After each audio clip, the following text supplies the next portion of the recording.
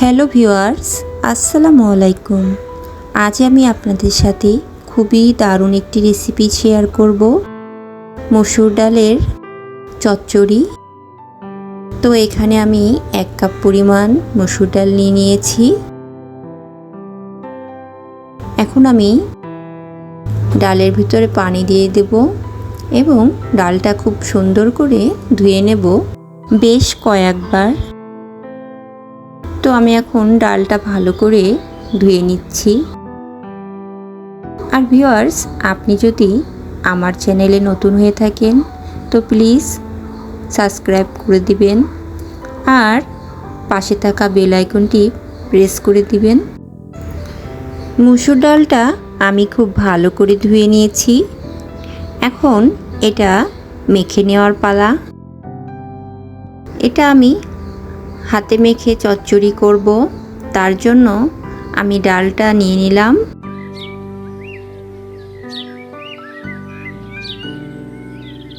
এরপর আমি এর ভিতরে দিয়ে দেব আলু কুচি।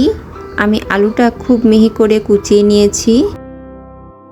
এখানে আমি মিডিয়াম সাইজের 2টা আলু নিয়েছি। আপনারা আপনাদের ইচ্ছা অনুযায়ী নিতে পারেন, এর থেকে একটু কম অথবা বেশি। আর নিয়ে নেব টমেটো কুচি। এখানে আমি ছোট সাইজের 2টা টমেটো নিয়েছি। আর দিয়ে দেব পেঁয়াজ কুচি আর কাঁচামরিচ। এখানে আমি 4 পিস কাঁচামরিচ মাঝখান থেকে ফালি করে নিয়েছি এবং পেঁয়াজ নিয়েছি মাঝারি সাইজের 2টা। এখন আমি এর ভিতরে দিয়ে দেব সামান্য কিছুটা তেল আর দেব 1 চামচ হলুদ গুঁড়া এবং পরিমাণ মতো লবণ। এবার এই সব কয়টি উপকরণ আমি খুব ভালো করে মেখে নেব। আমি এটা হাত দিয়ে বেশ কিছুক্ষণ ধরে মেখে নিচ্ছি।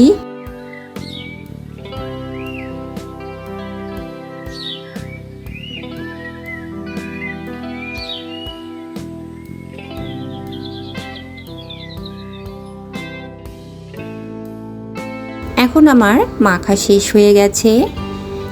এবার এটা রান্না করে নেওয়ার পালা। তো চলুন ভিউয়ার্স, এবার আমরা দ্বিতীয় ধাপটি দেখে নেই কিভাবে আমি এটা রান্না করব। তো আমি এখানে চুলায় বসিয়ে দিয়েছি একটি ফ্রাই প্যান এবং এর ভিতরে দিয়ে দেব সাদা তেল।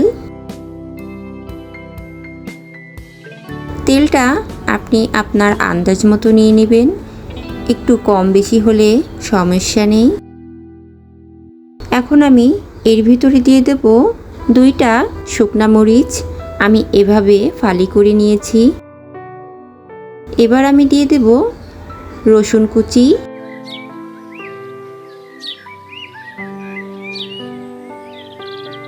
এবার আমি এটা একটু হালকা টেলে নেব।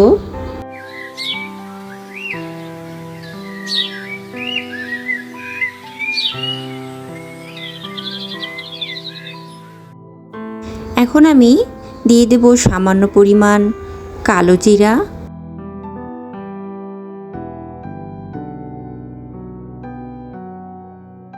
এবার আমি আগে থেকে যে মসুর ডালটা মেখে রেখেছিলাম এটা দিয়ে দেব সম্পূর্ণটা।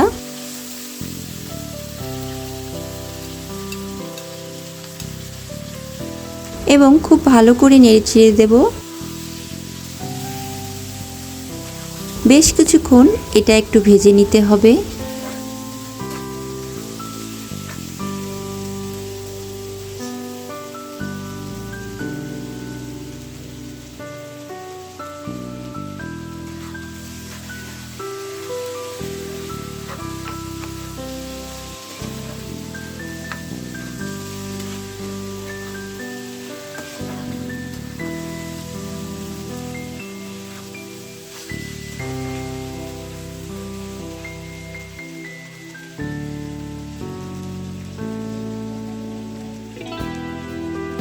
বেশ কিছুক্ষণ নাড়াচাড়ার পর আমি এখন এর ভিতরে দিয়ে দেব পর্যাপ্ত পরিমাণ পানি। পানিটা আমি একটু গরম করে নিয়েছি।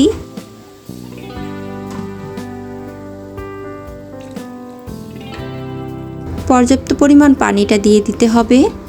এরপর আমি আবার একটু ভালো করে নেড়ে দেব।